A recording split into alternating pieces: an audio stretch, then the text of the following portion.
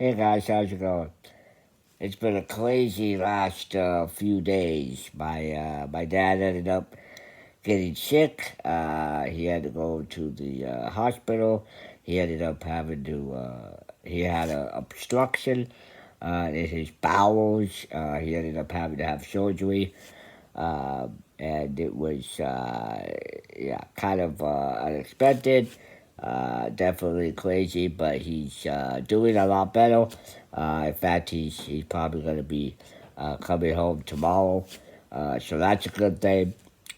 Take care of your bowels, America. Very important. So, on another note, I wanted to talk about peer pressure. Man, one of my pet peeves is definitely peer pressure. I really, really do not like it when people try to pressure me into doing things or anything from, uh, drinking or playing a game or buying this or doing anything. I just don't like being pressured into it. Not only do I not like it, it also stresses me out.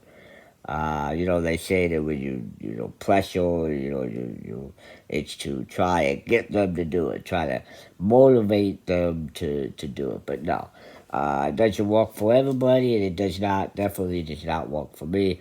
Um, it just makes me feel very uncomfortable. Again, it makes me stressed out. Makes me feel awkward. It actually makes me feel pretty degraded, and it actually makes me feel less of a man, of a person. I unfortunately I've been in the uh, kind of got into situations like that. Um, when I used to go to the ball all the time, people would, I met a lot of great people, no doubt about it. I met a lot of great people. Still talk to them today. Very cool. So I'm not saying that it was bad.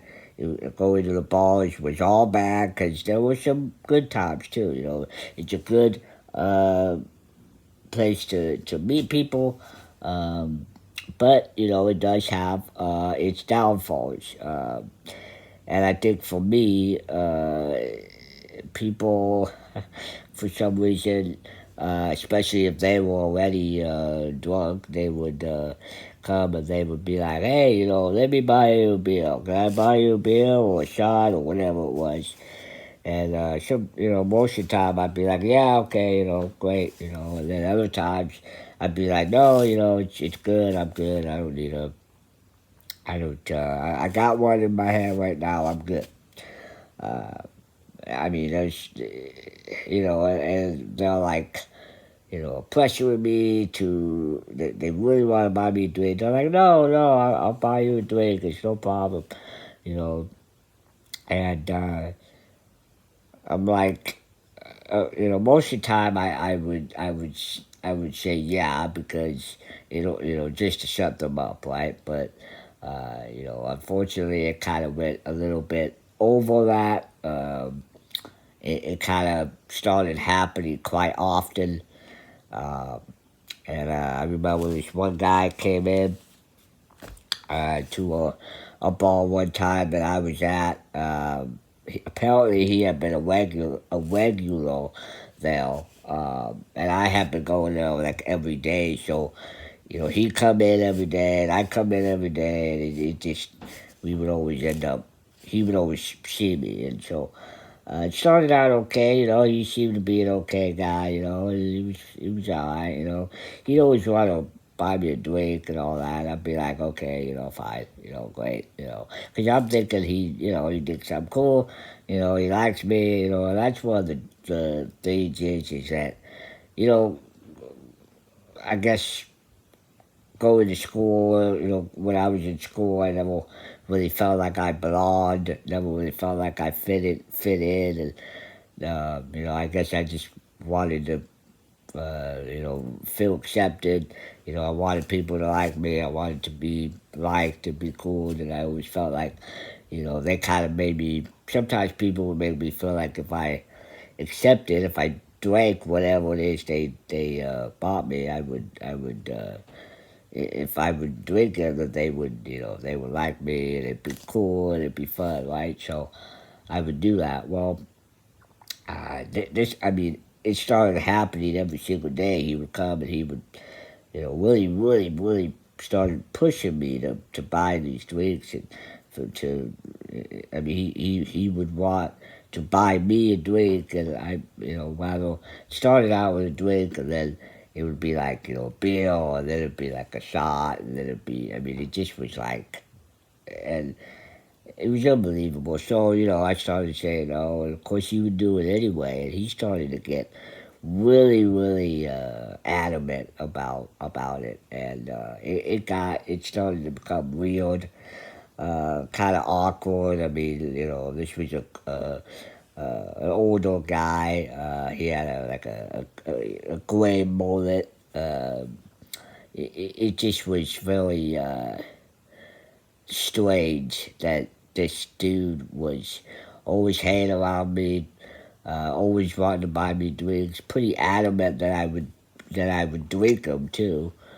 Um, Throughout, regardless of anybody else that was on each side of me, I was the only one that he would constantly come up to and want me to drink and wanted me to accept the drinks and all that he wanted to buy, and it just was crazy. And anyway, but of course, I wanted to be liked. I think I was like 22 or 23 at the time, and I was at a really bad place, and I was really depressed, and I was really, just very not good. And so he would, I would always say yeah, and of course I just would get smashed. He would, buy me drink after drink after drink, and I would drink them, and it just was just a total bad situation.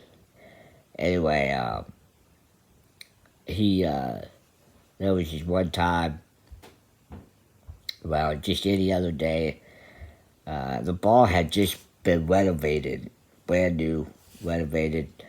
I go in there. It's new. It's all that. I think it just opened, so I had gone in there, and uh, of course I was the only one in there at that time because it had just opened. So I'm sitting there at the table. He comes in. I'm like, great, here we go. So this time, he doesn't buy me a beer or mixed drink or one shot. He buys me like 5 shots, a tray, a whole tray. And I think it was vodka, if I remember right. I think it was vodka, and I was like, oh man, I'm not doing that. And I told him no, I didn't want to do that. And the dude is like sitting almost in my lap. I mean, he's not, but it felt, that's how close he was, right, to me. He was like, he actually lifted the shot up to me. It was like, here, drink up. And for whatever reason, he was so adamant that I drank that shot. And, well, I'm not a big guy. I'm a small guy, right? So you take a small guy, you give him vodka. What do you think is going to happen? Within minutes, right? So I take the shot, and he leaves. I think he was like, we finished talking. We had a conversation, just talking about stuff, and he leaves. And I ended up, I guess I ended up blacking out, and I remember I think I went out to the parking lot. I was leaving. I go out to the parking lot, and I passed out.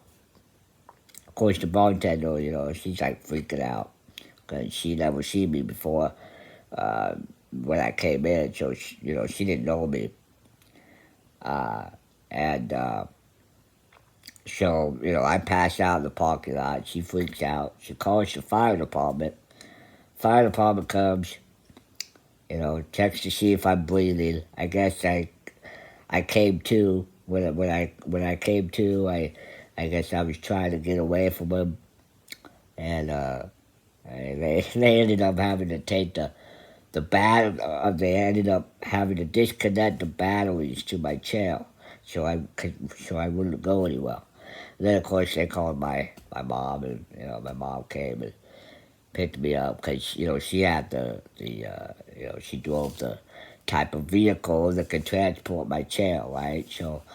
Uh, I mean you know that was a situation that I got myself in. Um, all because I wanted to be accepted. I wanted to be liked. I wanted to be um feel like I belonged, and that was a situation that I got myself into, and I paid the price big time, and I remember thinking the following day, I remember thinking, wow, that guy knew exactly what he was doing. Uh, he's a nut job, and I'm thinking I need to stay away from him. That's for damn sure. Um, And that's exactly what I did. I quit going to the bar, that type of bar. Well, I was kicked out. I wasn't, I didn't just stop going. I was 86th from there, so still can't go there today. Um, but I never wanted to go there again.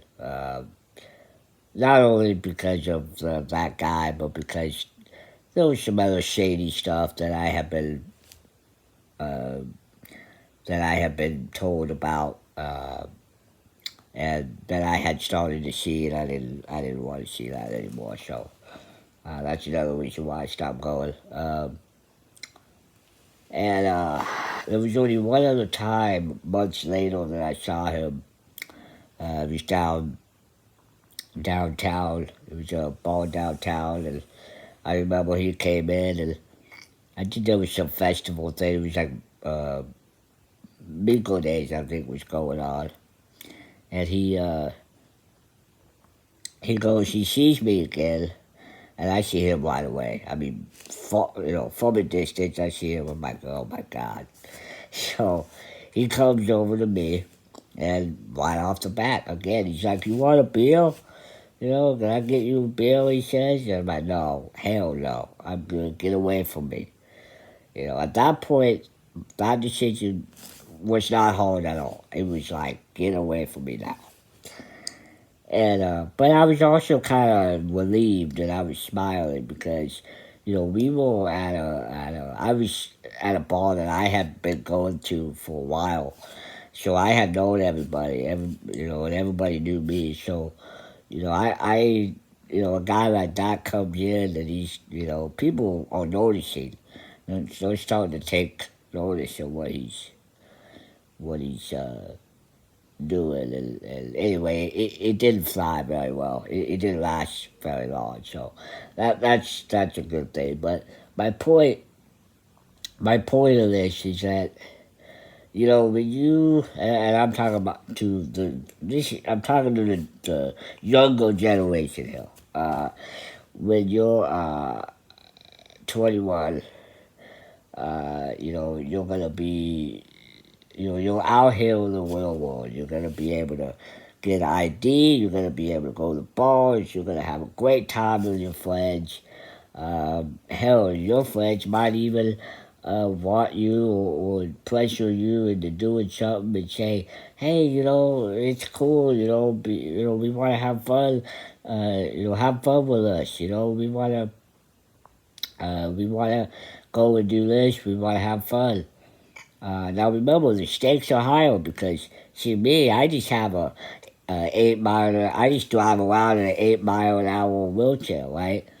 Well, you can, get if you get in a car with somebody, remember that person or even yourself gets behind the wheel. You go down the road, you crash. I mean, you kill somebody or you kill yourself. It's not like me who 8 mile an hour, drives around an 8 mile an hour power wheelchair that just crashes and then backs up and moves on with their night, or just spazzes out in his chair, right? I mean, no, it won't be like that with you. I mean, you can really make a mistake. You can lose your life, or somebody else. You can have. I mean, you could destroy your life before it even starts. So I think that just if you don't feel like something's right, then it probably is not right, and you need to get away from the people that are trying to get you to do something that you know that you shouldn't do. Like I said, I've been in many, many situations where I was pressured and I wanted to fit in. I wanted to be cool, uh, and I could have. I could have gotten alcohol poisoning and died, or I could have, gotten arrested. And what do you think your friends are gonna do? You think they're gonna stick by? Hell no. They're gonna laugh at you, and then they're gonna walk away into the night.